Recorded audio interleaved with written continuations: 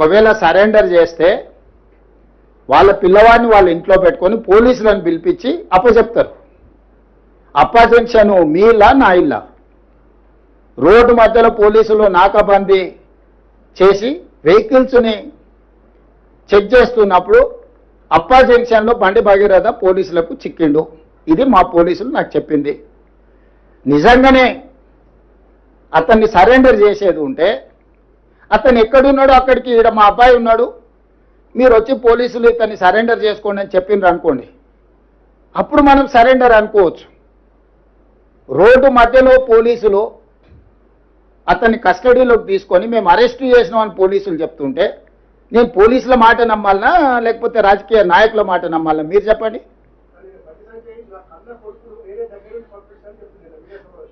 నేను అనేది ఏంటంటే అతను దగ్గరుండే పంపించి ఉండొచ్చు, నేను దగ్గర ఉన్నాడా లేడా అనేది నేను గవా కాదు. అతను ఏం చెప్తే అదే నిజం. ఎందుకంటే వాళ్ళిద్దరు ఒక దగ్గర ఉన్నారా లేదా, 5 రోజులు అబ్స్కాండ్ అయినప్పుడు తండ్రి కొడుకులు ఒకే ఇంట్లో ఉన్నారా లేరా, ఇది కాదు కదా. మేము చాలా సిస్టమేటిక్గా విశ్లేషించుకొని కంప్లైంట్ వచ్చిన వెంబడే ఎఫ్ఐఆర్ చేసి ఒక పద్ధతి ప్రకారం ఈరోజు ప్రభుత్వం చర్యలు తీసుకున్నది. మా చర్యల్ని ప్రజలు కానీ కోర్టు కానీ ఎవరు తప్పుపట్టలే. కేటీఆర్ జడ్జిగా, ఆర్ఎస్ ప్రవీణ్ కుమార్ ఐఓగా ఈయన విచారణ చేసిండు, ఆయన శిక్ష విధించేసిండు. అసలు ఏం సిగ్గు కూడా పడారంటే అసలు ఇంత సిగ్గు తప్పిపోయిన వీళ్ళనంటే నాకు అర్థమే అవుతలేదు. ఇప్పుడు ప్రభుత్వానికి పోలీసులకు చట్టాలు ఉన్నాయి. ఫోక్సో కేసుల ఫిర్యాదు రాగానే ఎఫ్ఐఆర్ చేయాలా? 0 మీద ఎఫ్ఐఆర్ చేసినాం. ఎఫ్ఐఆర్ చేసిన తర్వాత పేరెంట్ స్టేట్మెంట్ చేసినాం. 24 అవర్స్లో అమ్మాయి స్టేట్మెంట్ రికార్డ్ చేయాలి. ఆ ప్రకారం చేసుకుంటే అమ్మాయి దగ్గర కోర్టు దగ్గరికి తీసుకెళ్లి 164 స్టేట్మెంట్ చేయాలి. ఇది సెన్సిటివ్ కేసు. ఫోక్సో కేసులో ఎవరి వివరాలు చెప్పడానికి లేదు. వాళ్ళలాగా రోడ్డు మీద వాడు మాట్లాడితే ఆ కుటుంబాల వేదన, ఆ అమ్మాయి కుటుంబానికి ఎంత ఆవేదన ఉంటుంది. వీళ్ళు అడ్డగోలుగా ఇచ్చేసి ఆ అమ్మాయి ఫోటోలు పెట్టి, ఆ అమ్మాయి తల్లిదండ్రుల ఫోటోలు పెట్టి, అసలు కేటీఆర్ అనేటోడు అసలు మనిషా? ఎవడన్నా మనిషి ఇట్లా వ్యవహరిస్తాడానికి? రాజకీయాలు కావాలంటే ఎన్నికల్లో కొట్లాడు, ఎన్నికల్లో ఓడించు. రాజకీయాల్లాగా చూడాలి, సమస్యను సమస్యలాగా చూడాలి. ఇది ఒక మైనర్ గర్ల్కి సంబంధించిన ఇష్యూ. దీంట్లో రాజకీయాలకు ఎందుకు? ప్రభుత్వం ఒక పద్ధతిలో చర్యలు తీసుకుంటున్నప్పుడు అందరినీ దీంతోనే మొత్తం ఒక మైనర్ అమ్మాయిని అడ్డం పెట్టుకొని రాజకీయంగా ఏదో సాధించినామని ఈ శాడిజం ఏంది? ఇది శాడిస్టిక్ ప్లెజర్ కాదా? నేను అది పొద్దున వచ్చినప్పుడు వీడియో చూసిన. ఆ 9 రోజులు ఆ పిల్లగాడు ఎక్కడ దాక్కున్నాడట అంటే ముఖ్యమంత్రి గారి బంధువులు ఎవరిదో హాస్పిటల్ ఉందట, మెడికవరో ఏదో, అందులో దాచిపెట్టి 28 అంతస్తులు అని చెప్తున్నారు. ముఖ్యమంత్రి గారు సమీప బంధువులు, దగ్గర బంధువులు హాస్పిటల్లో దాచిపెట్టారంట. ఇది పరిస్థితి. నేను ఏదో వీడియో చూశాను, వాస్తవం ఏందో మీరు చెప్పాలి. మీడియా పరిశోధనాత్మక జర్నలిజం చేసేది మీరు కాబట్టి మీరు చెప్పాలి, మాకేం తెలుసు.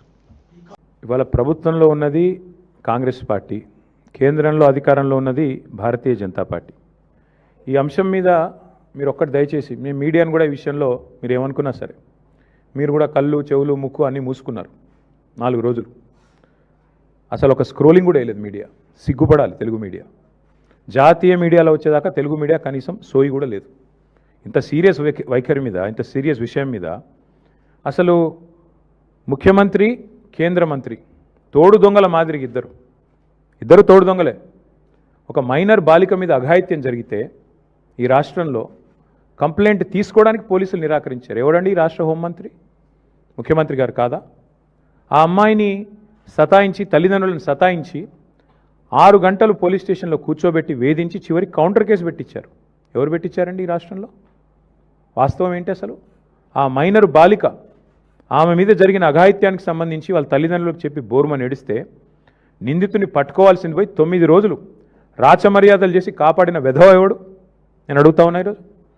ఎవరు ఆ వెధవ? ఇద్దరిలో తెలియదా ప్రజలకి? సిగ్గుపడాలా ముఖ్యమంత్రి? ఏమంటాడు మీ డీజీపీ? ఆయనకి ఏమైనా ఉందా తలకాయ అసలు? ప్రైమ్ మినిస్టర్ బందోబస్తులో బిజీగా ఉన్నాం అందుకే కేసు పెట్టలేదా?